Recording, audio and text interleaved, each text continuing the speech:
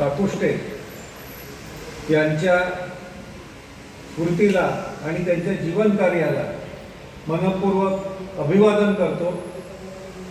विचारपीठावरील मान्यवर अध्यक्ष comrade Dhamale, Kishor Dhamale, advocate Desale sir, नगराध्यक्ष, त्याचप्रमाणे आमचे मित्र काकुस्ते सरांच्या नावाने पुरस्कार मिळाला।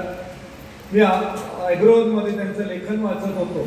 मला वाटतं मागच्या वेळी साखरीला आलो तेव्हा त्यांची भेटही झाली होती आमची। साखरी माझ्यासाठी साखरी झालेली आहे। साखरी म्हणजे गोड झालेली आहे। साखरीचा अर्थ काय तो तुम्हाला माहिती असेल किंवा नसेल का, साखरीला अर्थ आहे की नाही असं मी विचारत होतो ढमालेंना। तर म्हणे का साखरी म्हणतात माहिती नाही, परंतु माझ्यासाठी तरी ती साखरी झाली। 2004 मध्ये ज्यावेळी जेम्स लेन प्रकरण निघालं, आणखीन आम्ही महाराष्ट्रभर प्रचंड काम केलं। ढमाले सर पण होते, अजूनही बरेच जण होते। संगमनेरमध्ये कम्युनिस्ट पक्षांचे काही कार्यकर्ते होते। कोल्हापूरमध्ये बिंदू चौकामध्ये आपले कॉम्रेड पानसरे, आणखीन शिवाय बाबूराव धारवाडे, हे सगळे एकत्र येऊन त्यांनी माझी मोठी सभा, 35,000 लोक त्या बिंदू चौकामध्ये होते। त्यांची सभा घेऊन पहिल्यांदा शिवरायांचा अपमान कसा केला जातो, चरित्राची विटंबना केली कशी जाते, या कामातून आम्ही जे पुढे आलो।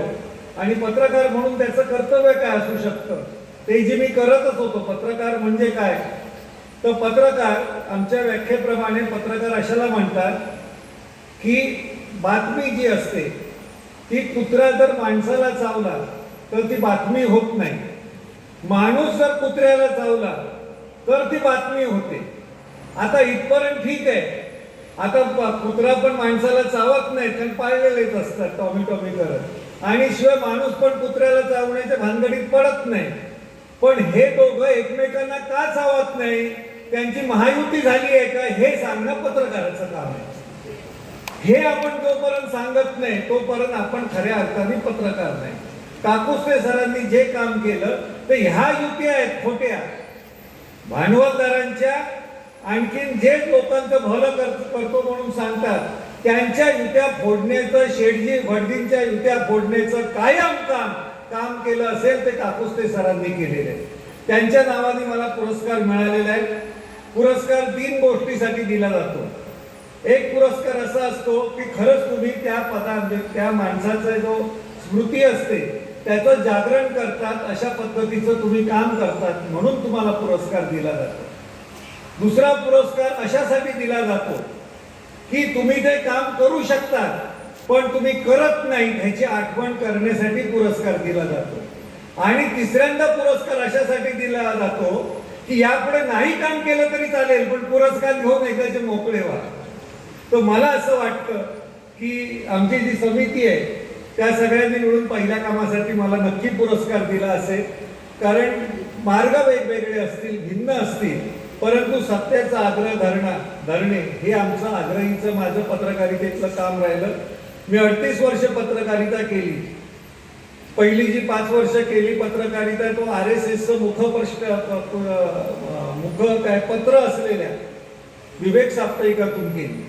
पण मला RSS काय माहिती नव्हतं, कशाला RSS म्हणतात तेही 25व्या वर्षी माहिती नव्हतं। मी वरळीला जांभोरी मैदानच्या समोरच्या बिर्डी चाळीमध्ये राहायचो।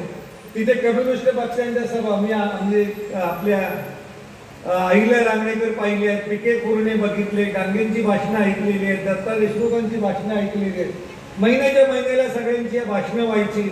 यशवंतराव चव्हाणांचं भाषण ऐकलंय, बाळासाहेब ठाकरेंचं भाषण ऐकलंय। 77 सालातली जंगी सभा आहे, मी तेव्हा 17-18 वर्षाचा होतो, जनता पक्षाची, मुनाल गोरे, ह्या सगळे मोठमोठे मोरारजी देसाई पासून सगळ्यांच्या समित्या आणि हे ऐकलेल्या आहेत भाषणं त्यांची। आणि RSS वाल्यांची छोटे कुठेतरी शाखा उभी राहायची, त्यांचं कधी भाषणं आम्ही ऐकलेली नाही, त्यामुळे माझ्यावरती तो संस्कारच नाही मुळात। परंतु विवेक साप्ताहिकामध्ये गेल्यानंतर लक्षात आलं की हा मोठा एक सापळा आहे वेगळ्या पद्धतीचा, कारण त्याच्यामध्ये आपणही अडकू शकतो। परंतु आपली जर सत्यनिष्ठा जर भक्कम असेल तर मला असं वाटतं कोण कुठल्या विचाराचा असला तरी तो फसू शकत नाही, खोटा विचार कायम उघडा पडतो।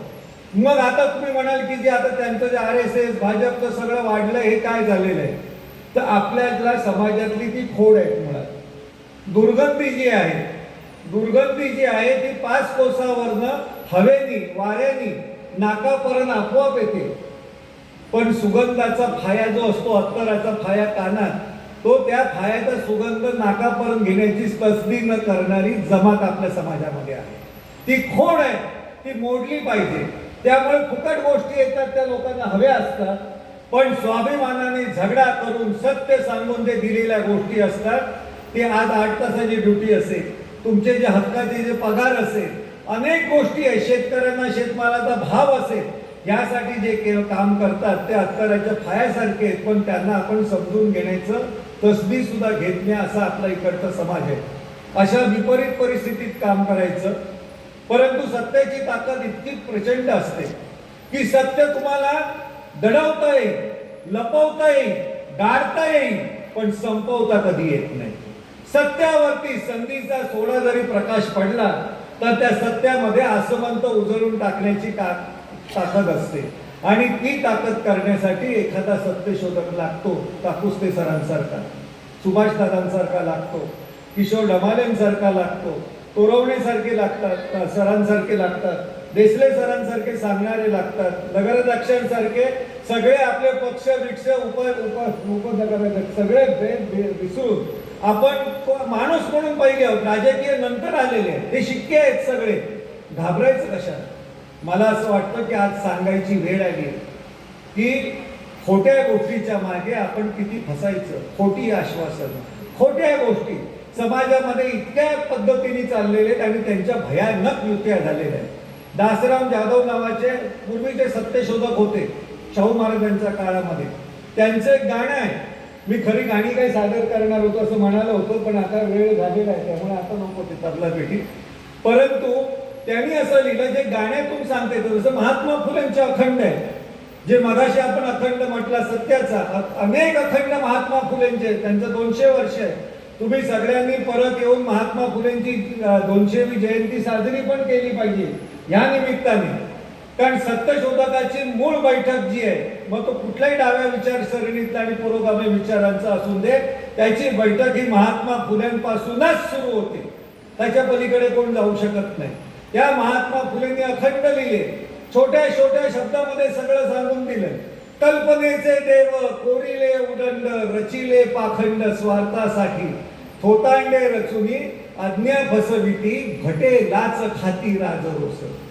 त्या भटांना दक्षिणेची लाच दिल्याशिवाय देताना आपल्याला लाज वाटत नाही, आणि ती लाच दिल्याशिवाय आपल्या आत्म्याची वास्तू सुद्धा शांत होत नाही. कसली वास्तुपूजा, कसलं वास्तुशांत? तुमचं आयुष्य सगळं बिघडून गेलेलं आहे. ह्या लोकांनी झटून झटून आपल्या आयुष्याचं काय झीज केलेली आहे, परंतु ती लक्षात न घेता खोट्या देव कल्पनांच्या नादाला लागायचं. 40 वर्षापूर्वी तुकडोजी महाराज होते संत. हे आता जे संत सांगतात की नाही, कोण कोण गिरी महाराज, अंका महाराज, संत त्याला म्हणत नाही, हे भामटे आहेत सगळे. ते तुकोबांनी 400 वर्षापूर्वी सांगितलेले. ऐसे कैसे झाले भोंदू, कर्म करोनी म्हणती साधू. तुकोबा असं नाही म्हणाले, ऐसे कैसे झाले साधू, कर्म करोनी होती भोंदू. तुकाराम महाराजांना नक्की माहिती होतं, प्रत्येक साधू हा पहिला भोंदू असतो आणि धंदा करायला कधी साधूचा अंगवेश केलेला, परिवेश घेतलेला असतो. म्हणून त्यांनी सांगितलं, भगव्या रंगाचा श्वान असला म्हणून काही तो साधू होत नाही. पण आपण ते फसलो सगळं, आणि मग त्या फसवण्यामध्ये आपल्याला आपलंच ज्यांनी त्याचं भलं केलं त्याची वाट लावून टाकलेली आहे. ते तुकडोजी महाराज सांगतात, देव नवे जादूगार, करावया चमत्कार, हा तो व्यवहार पोटभऱ्यांचा. त्या पोटभऱ्यांच्या ब्राह्मणी संस्कृतीला तुम्ही हिंदुत्व म्हणत असाल तर त्याच्यासारखे नालायक आपण दुसरे कोण नसेल. हे हिंदुत्व नाही, जे सावरकरांनी सुद्धा मान्य केलेलं नाही. सावरकर म्हणजे त्यांच्यातले सर्वश्रेष्ठ. ते सावरकर पण सांगतात की गायीच्या पोटामध्ये जर गोमाता म्हणून, आता गोरक्षक म्हणून लोक राजकारणामध्ये धंदे करतात, कटुआ प्रकरण आहे, अजून गोष्ट आहे, त्याच्यामध्ये त्यांनी असं सांगितलं, गायीच्या पोटामध्ये 33 कोटी देव असेल तर गायीच्या पाठीवरती एक रट्टा मारल्यानंतर 4 तरी देव खाली पडले पाहिजेत ना. हे आपण नाही, सावरकरांनी सांगितलेलं आहे. सावरकरांनी सांगितलं ज्ञानेश्वरांनी भिंत चालवली असेल तर मग ज्ञानेश्वरांना अल्लाउद्दीन खिलजी येतोय देवगिरीच्या राज्यावरती, त्याचा निरोप पाठवता का नाही आला, तो चमत्कार का नाही करून दाखवता आला, ते सावरकर वाचा. सावरकरांनी सांगितलंय एक वेळ गायीची हत्या झाली तरी चालेल पण तुमच्या बुद्धीची हत्या होऊन देऊ नका. हे सांगणारे सावरकर सुद्धा चालत नाही. त्यांना सुद्धा वादाच्या भोवऱ्यामध्ये अडकून टाकलंय. सावरकरांचं हिंदुत्व बिंदुत्व बाकीचं भंपक आहे, ते बाकी त्यांनी उडी मारली अमुक मारली त्याच्यावरती आपण चर्चा करू, वेगळ्या वेगळ्या गोष्टी आहेत. त्याच्या आधी महात्मा फुले सांगतात हे कल्पनेचे देव. त्याच्या आधी 400 वर्ष तुकोबा सांगतात देव देहात देहात काहो जाता देवळात, तुका सांगे मूढ जना देव देहीची पाहना. आपल्यामध्ये देव नावाची कल्पना, आपल्यामध्ये शक्ती आहे ती पाहना. हे त्यांनी सांगितलं. तीर्थी धोंडा पाणी देव रोकडा सज्जनी, देव पहावयासी गेलो देव होऊन या ठेलो. हे काही गांजातून लिहिलेलं नाहीये. त्या गांजे साधूवाल्यांना सांगा, त्या हबप म्हणून कोण मिरवतात त्यांना सांगा, तुम्हाला जे तुमच्या कोण विरोधात उभे राहतात त्यांना सांगा हे तुकोबांनी कधी लिहिलं. त्याच्या आधी 400 वर्ष म्हणजे आजपासून 800 वर्ष कबीर लिहितात. संत कबीर जत्रा में फतरा बिटाया, फतरा म्हणजे पत्थर दगड, जत्रा में फतरा बिटाया तीरथ बनाया पाणी, दुनिया भई दिवानी पैसे की धूल झाली. माणसाकडे पैसा आला, तुम्ही बोनससाठी संप करायचे, पगार वाढीसाठी द्यायचे, तुमचे पैसे तुमच्या शेतमालाला भरपूर भाव दिला तर त्याच्यातला पैशातला काही हिस्सा संघटनेला द्यायचा नाही, पण पहिल्यांदा यात्रा जत्रा फतरा पूजा बिजा सगळं करत बसायचं. कायम लक्षात ठेवा, माणूस जितका धार्मिक असतो तितका बदमाश असतो, 1 नंबरचा बदमाश असतो. ज्याच्या दारात काळी भावली त्याच्याकडे ब्लॅकचा लोचा झालाय असं नक्की समजा. ज्याच्याकडे सत्यनारायणची पूजा झाली त्याच्याकडे क्रीम पोस्ट मध्ये बदली झाली म्हणजे मोठा हप्ता आणणार आता. म्हणून ही सगळी शांतता करायची. माणसाचे नटवे थटवे पण आहे, ह्याच्याबद्दल सुद्धा तुकोबा म्हणतात. तुकोबा असं म्हणतात, गंध टिळे टोपी माळा हे तो देवाचे गबाळे, ते घालून फिरणाऱ्या लोकांना सन्मान करू नका. सापडत नाही तोपर्यंत सगळे साधू असतात, सापडले की समजतात हे भलतेच संधी साधू आहेत, खरातपेक्षा भयानक आहे. अशोक खरात पकडला. अशोक खरात काही पटकन निर्माण होत नाही. हे असे भामटे तयार होतात, आपला विचार नासवतात, आपली माणसं त्याच्यासाठी संपवतात आणि स्वतः आयत्या बिळावरती नागोबा म्हणून उभे राहतात. म्हणून ज्ञानेश्वरांनी अमृत अनुभव मध्ये 800 वर्षापूर्वी लिहिले, देव हे कल्पित शास्त्रे शाब्दिक पुराणे सकळ भाष्करित.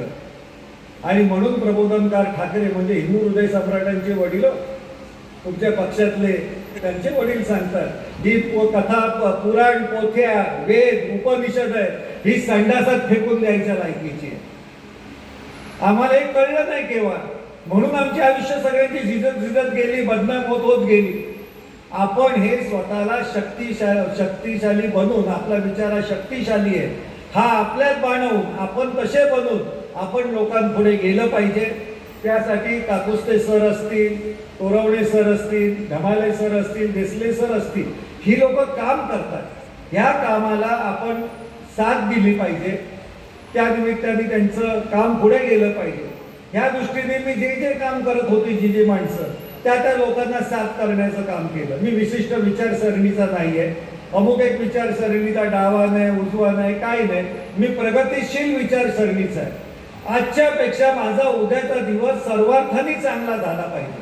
नुसता आर्थिक दृष्ट्या नको तर माझा बौद्धिक दृष्ट्या सुद्धा चांगला झाला पाहिजे. कारण मी माणूस आहे. माणसाची जर पहिली ओळख असेल तर ह्युमन, जो माणूस आहे हा बुद्धिजीवी आणि समाजशील प्राणी आहे. आपण समाजशील असतो म्हणून येतो, पण आपण बुद्धिजीवी होतो का? रोजच्या रोज विज्ञान बदलतंय, आपल्याला जग समजून घेता आलं पाहिजे. ते जर समजून घेता आलं नाही तर राजकारणातला हे युत्या आघाड्या त्याच्यातून घातलेला स्वार्थ आणि जनतेचा केलेला नाश आपल्याला कधी सोडणार नाही. म्हणून तो दासराम जाधव नावाचे जे कोल्हापूरचे होते, शाहू महाराजांच्या काळातले.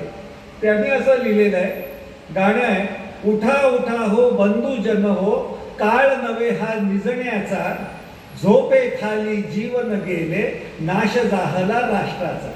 आता कसा झाला तो बघता.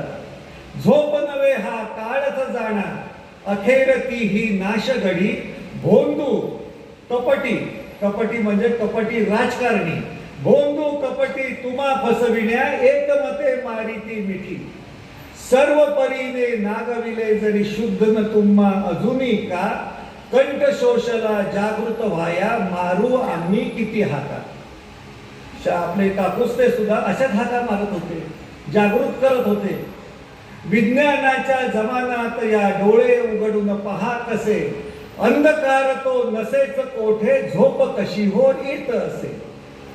देव दैव या अफाट थापा, पतनाची ती नशा असे.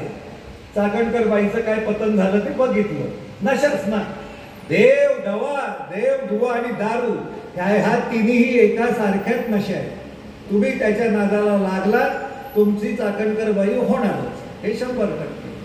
देव दैव या अफाट थापा, पतनाची ती नशा असे, बुद्धी फुडती सर्व फिके हो, स्वादा विन पक्वान जसे.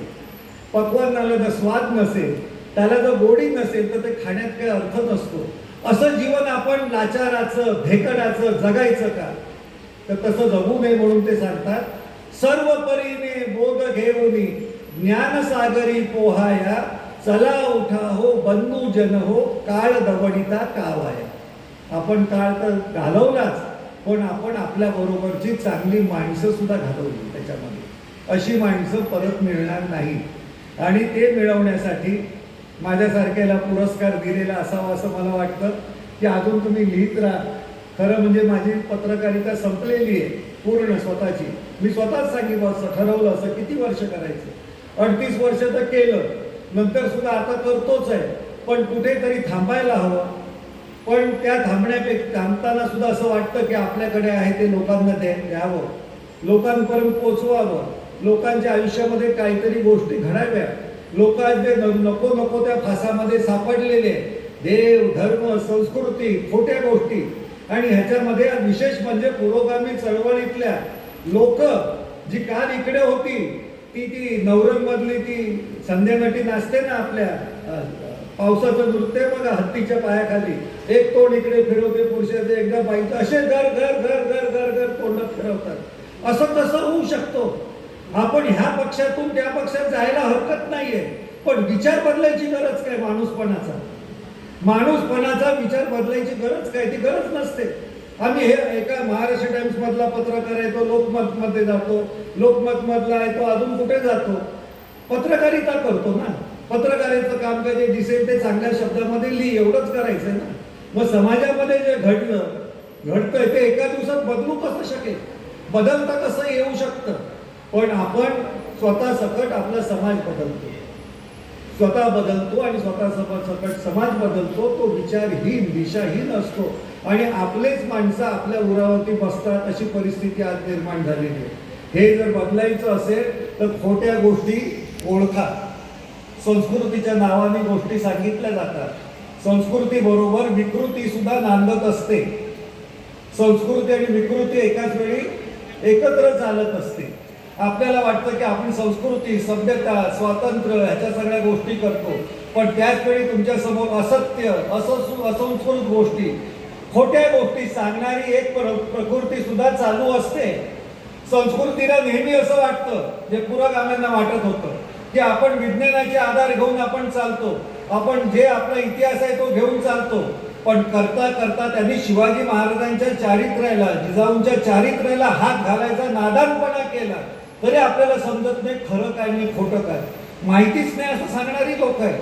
अशा लोकांबरोबर आपण राहू कसे शकतो, बसू कसे शकतो? तर त्या पद्धतीने संस्कृती आणि विकृती चालत असते. संस्कृतीला एक माज असतो, मला कोणी फसवू शकत नाही, इतक्या वर्षाची माझ्याकडे परंपरा आहे, त्यानुसार तो संस्कृती आणि विकृती चालत असते. विकृती आहे ती दबा धरून असते, संस्कृतीला कधी भ्रष्ट करता येईल, ह्या पुरोगाम्यांना कसं प्रतिगामी बनवता येईल, ते बनवलं ती नाही तर त्यांची पुढची पिढी बनलेली आहे, त्याच्या पुढची पिढी बनलेली आहे. तर ते करताना ते वेगवेगळे देखावे आणखी नाटकं उभी करतात, फसवणुकीचे अड्डे उभे करतात. त्यानुसार संस्कृती आणि विकृती एकदा चालत असताना संस्कृती म्हणाली की खूप उष्मा होतोय, पटकन विकृती म्हणाली खूप उष्मा होतो आणि की आता मला तर असं वाटतंय की आत्ताच्या आत्ता जाऊन स्नान करावं. समोर तलाव होता बाजूला, त्या तलावामध्ये खरंच उष्मा होत होता, गरम होत होतं. त्यांनी दोघींनी कपडे काढले आणि दोघी त्या तलावामध्ये डुंबायला लागल्या, पोहायला लागल्या. संस्कृती मनापासून पोहत होती, विकृती होती, तिचं लक्ष होतं ते संस्कृतीवरती होतं. ती आपलं भान कधी हरपते. आपण भाषणाला बसलोय, तुम्ही कसे आता मंत्रमुग्ध झाला असाल ना, एकदम काय धाड धाड धाड धाड चाललंय. अरे पण मी खरं किती सांगतो, खोटं किती सांगतो त्याचंही भान ठेवा तुम्ही. नाही तर महाराजच्या ऐवजी महाराज आला तर सगळ्याच्या सगळं राहिलेले पण घेऊन जाईल. हा ज्ञानेश्वर महाराज म्हटलं असतं तर इथे चेंगराचेंगरी झाली असती, लोकांना खरंच वाटलं असतं भिंत भिंत चालणार आहे म्हणून. इतके भामटे लोकांनी लोकांना भ्रष्ट करून ठेवलेले. तर ती संस्कृती होती ती डुंबायला लागली. विकृतीने बघितलं की संस्कृती आता आपल्या पोहण्यामध्ये एकदम गर्क झालेली आहे, रममाण झालेली आहे. तिने काय केलं, पहिलं हळूच बाहेर आली तलावातून आणि तिथे जे संस्कृतीचे कपडे होते ते आपल्या अंगावरती घातले आणि ठुमकत ठुमकत लपत झपत करत गावातून फिरायला लागली सन्मानाने. जे मोठं काम करते ना, धर्माचं काम, देवाचं काम, राष्ट्राचं काम सगळं प्रथम, बाकीचं सगळं गेलं उद्ध्वस्त. अशा पद्धतीने ती ठुमकत ठुमकत नाचायला चालली. इथे संस्कृती होती, ती म्हणाली खरंच उष्मा होतोय, बाजूला बघते तर विकृती नाहीये, पण ती मनापासून चांगली ना, वाईट विचार येणार कसं. ती म्हणाली कदाचित तिची सासू आहे ती खूप कजाग आहे, दुष्ट आहे, तिच्या घरी सातच्या आत गेलं पाहिजे, त्याशिवाय त्या सासूबाईला जेवण मिळत नाही.